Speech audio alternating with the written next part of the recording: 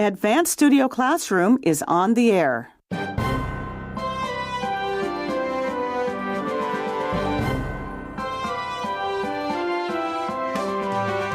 Some things to watch out for when you're enjoying nature.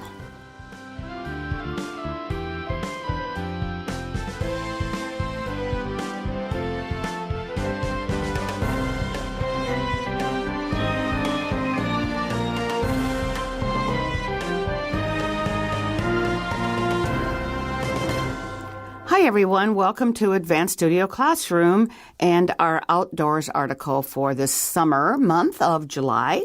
And my name is Linda. I'm happy to be with you today, and I have two people who also enjoy the outdoors, probably more than I do.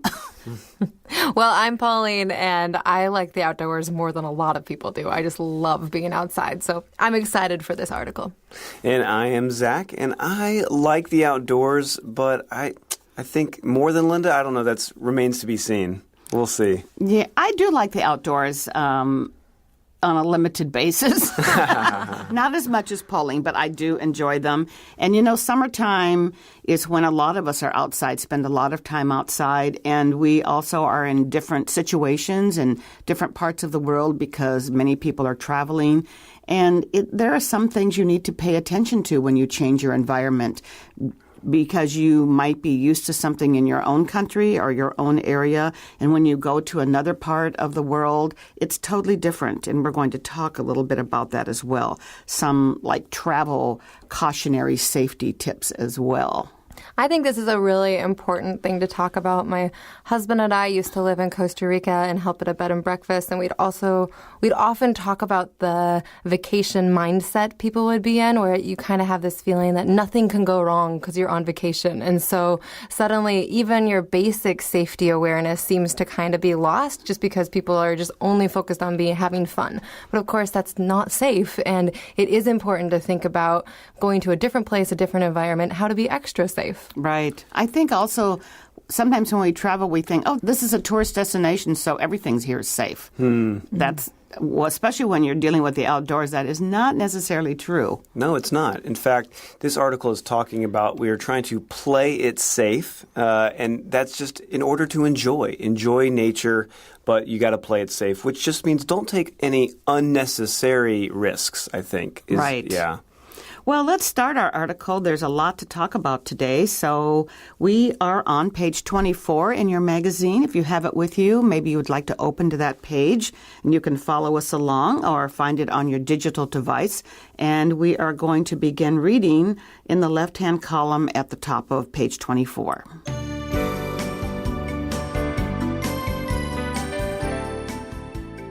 Enjoy nature safely. Learn how to prevent the natural elements from wrecking your summer fun. Play it safe in the great outdoors. Knowledge is power. So before you and the family head for the great outdoors, tune up your skills and know how to play it safe. 1. Do the stingray shuffle. Stingrays bury themselves under a thin blanket of sand for protection. By shuffling into the water, you'll create a vibration, and the creature will be alerted and will move off in a different direction. Should a sting occur, use hot water to clean the wound and seek medical attention. So this really is specifically designed to talk about nature, our outdoors, and learn how to prevent natural elements from wrecking your summer fun. And we were just talking about how, you know, sometimes when we go on vacation, especially in nature, we think nothing will go wrong, or everything should be okay because it's a tourist destination and I don't need to be careful about anything, but that is not true. No. Okay. So as we started out before, Zach said, play it safe in the great outdoors. Play it safe, again, is to not take risks or to be careful. What about the great outdoors? This is a phrase we hear in the States a lot, especially where you're from, in Montana. That's right. I'm from Montana, and there's lots of slogans about going out into the great outdoors because we're really proud of the mountains and the nature, hiking. And that's what it refers to, right? Yes. The mountain area, the bigness. Although I think it's come to describe any area of nature. But yeah, the great outdoors, initially your first image you get in your head usually is like mountains. Right. And sky and yeah. Well, when I think of the great outdoors, though, immediately I'm thinking you don't want to put your guard down, so to speak. You need to go in, you want to enjoy, right? You want to enjoy nature. But this key word in our title, safely, you want to keep your guard up and you want to ask the right questions and just take the right preventative measures to enjoy. You're a cautious person, aren't you? Yes, it's true. And well, I think for me it stems from a place of you want to get the most out of this thing, and so it doesn't do you any good to have, made that fatal mistake. Right. You need to use common sense. Definitely. And I think it's important just to know which way you tend to err, right? If you're the kind of person who errs on the side of being really cautious and anxious, then yeah, maybe you need to focus on being able to relax and enjoy a little more. And certainly this is not an article about being afraid. It's about it's about knowledge is power. If you know what to expect and you prepare well, hopefully you can just relax and enjoy once you're there, knowing you're doing the things to keep yourself as safe as possible. But if you're one of those people who errs on the side of not thinking about, safety at all, then this is definitely a good article for you, because also there is a point where that can become dangerous, and obviously it's not going to be fun if you end up hurt. So. Right. Well, I'm with you. When I'm in the great outdoors, I do tend to be a touch more cautious than I am at other times. And I think that this first sentence it says here is knowledge is power. So that's what we really want to talk about today, is some of the things that you need to pay special attention to when you are going to an area that you're maybe not familiar with. So let's take a look. It says tune up your skills. That's a good phrase, to tune up. Usually we use that phrase when we're talking about our car.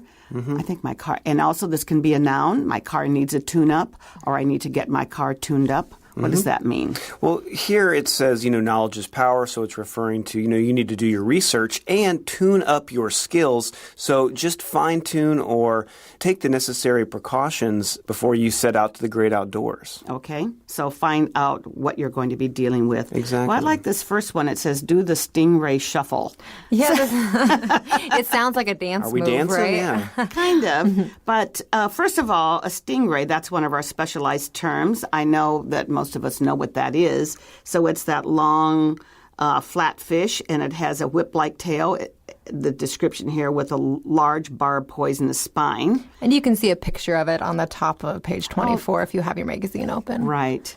And I think maybe people might be a little leery of stingrays, especially because of Steve Irwin, very famous naturalist, and was killed by one.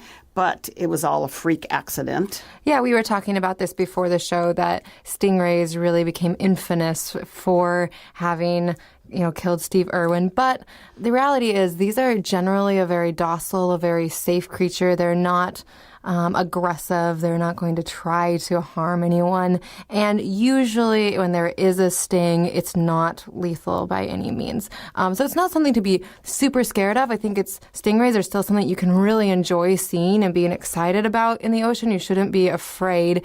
But again, it's that balance, right? Don't be terrified and don't, so much that you can't enjoy it, but also don't be so oblivious to the potential dangers that you put yourself in more harm's way than need be. Right. And here, they're all over Southeast Asia. So if you're going to go to a beach, I think that this is a very good tip that they're giving us. They bury themselves under a thin blanket of sand for protection.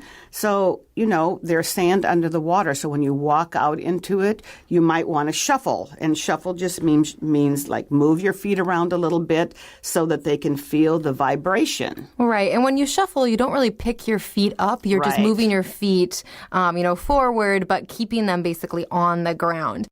So this creates a vibration in the sand and in the water, and then the stingray will move away from you and actually enable you to be able to see it as well. Yeah, and actually I was reading a little bit about this before, and they say most of the injuries that happen related to stingrays come from somebody stepping on one as they're walking into the beach. So this is really a very practical solution. It's a practical tip, and I think it's a win-win because you stay safe. And if you do it correctly, I think you'll be able to see it and still Move enjoy. away from you, hopefully. But That also too. get to see one. Yeah, Like that's cool. I I would like love that. seeing that. So Yes. yeah, it is really a win-win.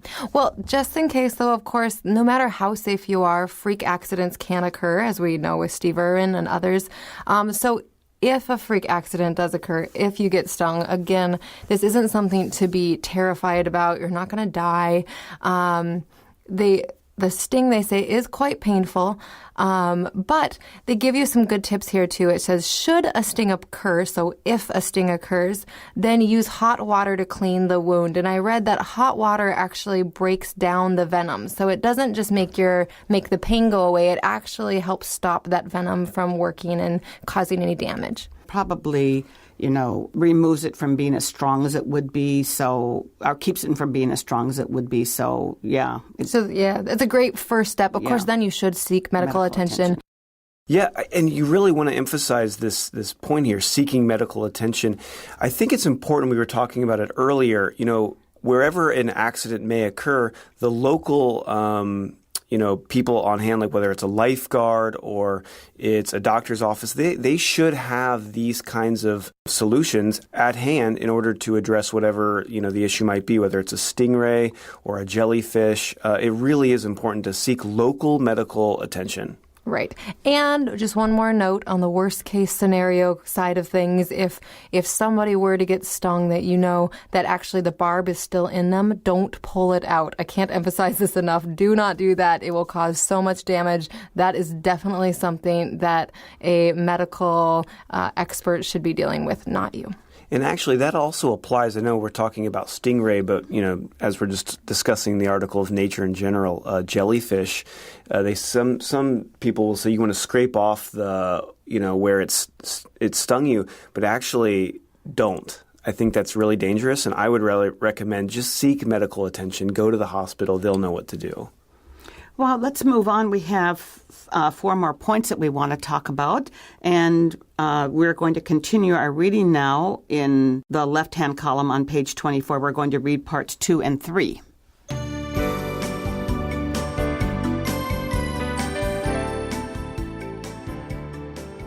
Two, snake smarts. Hiking, climbing, and camping in many areas mean a snake encounter is possible. According to the University of Arizona Poison and Drug Information Center, more than half of those bitten intentionally provoke the snake in some way. Make sure kids don't deliberately disturb the creature should you come across one. Stay on hiking trails and keep hands and feet away from wood and rock piles, deep grass, or crevices. Carry a flashlight and wear shoes after dark. 3. Be bear aware. Your goal during a hiking, fishing, or camping experience is to avoid crossing paths with a bear. Inquire about recent bear activity in your intended destination. Travel in groups of 3 or more and tell stories, or carry a bell to let bears know you are in the area. Hike during daylight hours. Stay on trails and avoid berry patches. When camping, be sure to hang food and trash away from sleeping areas.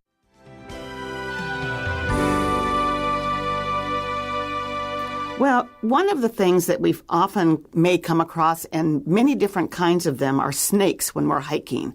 And you should use your smarts when you are dealing with snakes. And smarts here is just a plural noun that means what? Yeah, just referring to intelligence. And here they're using, I think, alliteration, these 2 S's, snake smarts. And actually, they're going to use this throughout the article in a few different places. We've already seen one, stingray shuffle. And so, yeah, it's just something to be on the lookout for. Well, snake smarts is a good thing to have when you're out hiking. It says hiking, climbing, and camping in many areas mean a possible snake encounter. So a snake encounter doesn't necessarily mean that it's touching you or biting you, but a snake encounter would just be anytime you see one, you're anywhere near one, you've encountered a snake. Right. And snakes are shy by nature, so they don't usually strike you unless you are come upon them and startle them or maybe step on them, they are defending themselves. And I think the other thing, we want to go back to the stingray shuffle part here. What Zach said is seek local attention because snakes differ around the world and the venom differs around the world and the anti-venom also differs around the world. So the area that I'm from in the United States has a lot of rattlesnakes. So you don't want to, come back to Asia to get, well, you would die before you got here anyway, but you don't want to come back to another part of the world to get treated for that. Right. Definitely. I really like this fact that we get from the University of Arizona Poison and Drug Information Center. They said that more than half of those bitten intentionally provoke the snake in some way.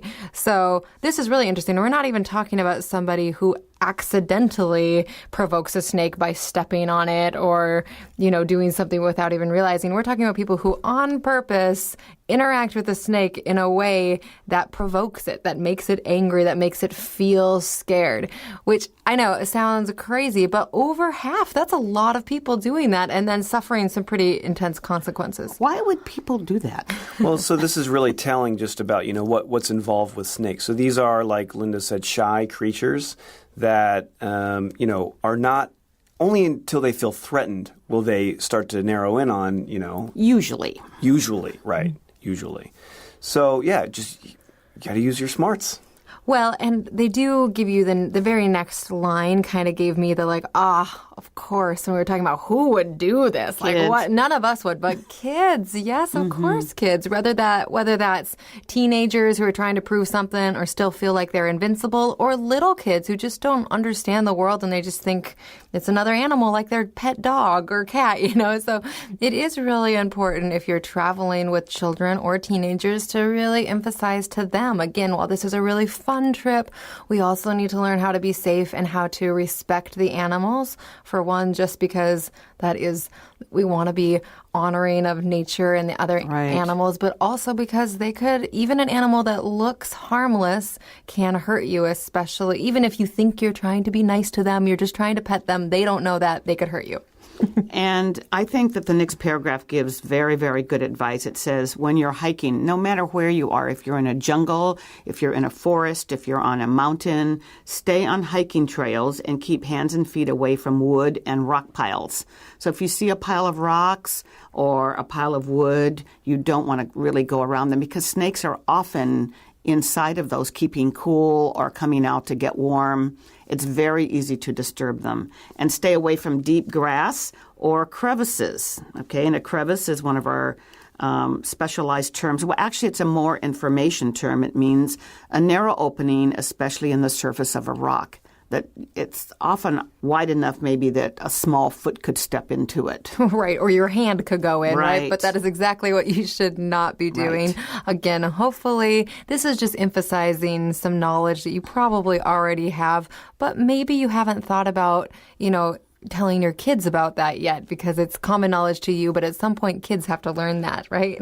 Exactly. And, our article starts out saying, before you and the family head for the great outdoors. And I think that's a great point because, so as a new father, it's like, I would often take a lot of this for granted. Okay, I've had the experiences to say, don't do this, but this is okay. But you have to pass those along to kids before you head out there just to give them a sense you don't want to take their imagination for granted or whatever. Well, I also think it's a respect of nature as well. We need to be careful. And at nighttime, it says to carry a flashlight and wear shoes. Definitely wear shoes because if you're in an area, even if you know the area, you don't know what's there. So just take precaution.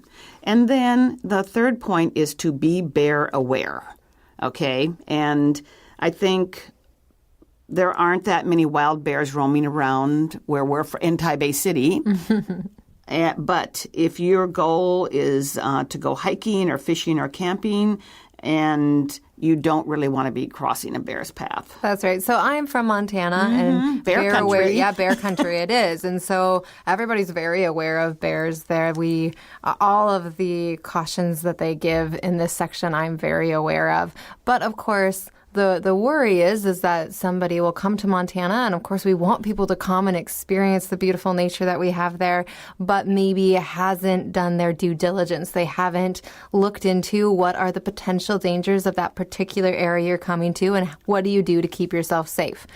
So this is a nice little moment to help you become aware of that in case you come visit me in Montana or go anywhere else in the world where there are bears in the wilderness. Well, Yellowstone Park is the most famous park probably around the world, and you always hear of somebody getting hurt by a bear there, and basically it's because of the person. Well, that bear looks friendly, I'll just take a picture with it. Or I'll just roll down my window of my car. And, it's a wild animal, so we need to be respectful. Mm-hmm. And of course, I love to go hiking. I did a lot of backpacking when I was in high school. I'm really grateful for that. But then again, each step you go further into entering into the wilderness and really doing that, the more careful you need to be, because the more you're going deeper and deeper into those animals' homes, right? So that's, I think, a lot of the tips here they give you for that. So for example, they say when you're hiking, you should travel in groups of 3 or more. I think you can do it with 2. I guess it would depend on your experience level and who you're with. They say sing, tell stories, or carry a bell to bears know you're in the area. So that's a really good starter one, especially if it's an area that's known for having a lot of bears. Just being noisy. The classic noisy American can finally have it. Have something. Someone like me can really shine here. If you bring me along, the bears will know for miles away that there's somebody that they want to avoid. Because they also are fairly shy. They very rarely do you have a bear coming to attack you. It's usually if you startled them as well. Right. Now, if you forget to bring a bell, for instance, just take right? Pauline. I've also heard you could bang 2 sticks together.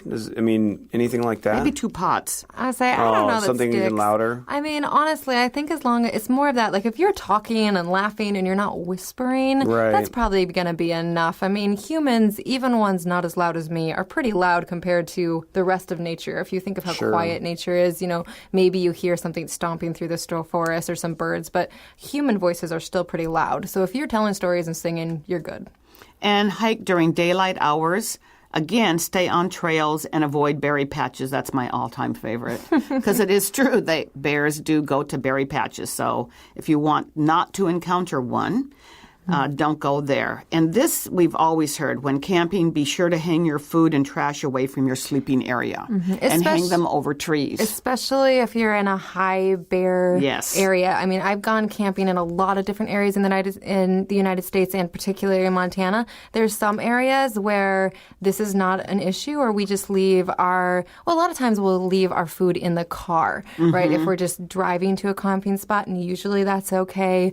But if you're doing backpacking into an area that's known for bears, then you have to have a plan for how you're going to store your food outside of your tent. And this is really, really important. Right, because outside of your tent. tent. We've got all of our food stored outside of our tent, except for a couple granola bars in case I get hungry during the night or something. And that is where you can get yourself in trouble. So just a little reminder, if somehow you get an opportunity, which would be great, to go camping or backpacking in a mountain area with bears, don't have any snacks in your tent. Right.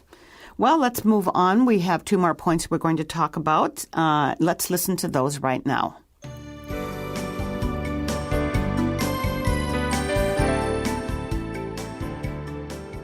Four, don't let lightning strike. Teach kids that when thunder roars, go indoors. Watch for darkening skies, flashes of lightning, and shifting and strengthening wind patterns.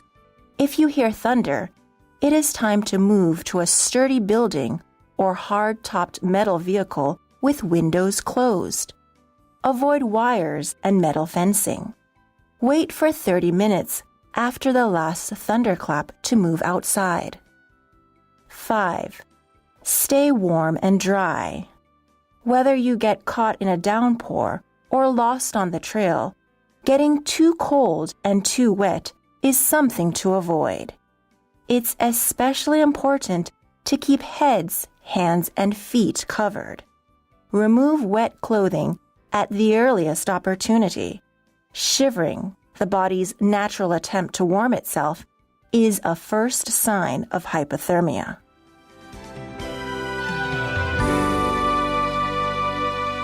So don't let lightning strike. You know, when you hear thunder, you need to go inside. You need to tell your kids to go inside.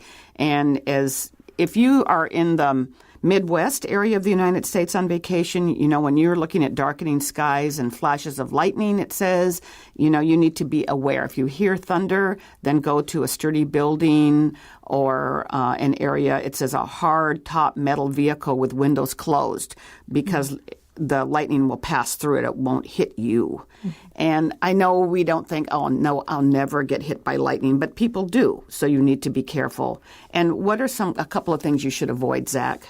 Well, you certainly want to avoid wires, metals. These are, conductors. Exactly, for the lightning. So avoid those. I've heard that the part of the car thing is that there's rubber. The tires protects you. Mm-hmm. So, and I thought this was interesting. Wait for 30 minutes after the last thunderclap. And thunderclap is just a more information word. It means that sound, the crash of thunder. The last one, wait 30 minutes until you go back outside, because you never know if lightning's going to follow how long afterward. One last thing I would add to this is if you do start to hear thunder in the distance, and if you are at a river, if you're in a valley type area, before it comes anywhere near you, before the rain, you need to get out of that valley, right, out of the river, because it could start raining really hard way up ahead, and come flash flooding. Yes, yeah. So that's another little point to keep in mind. So be careful. And also along the same line, stay warm and dry.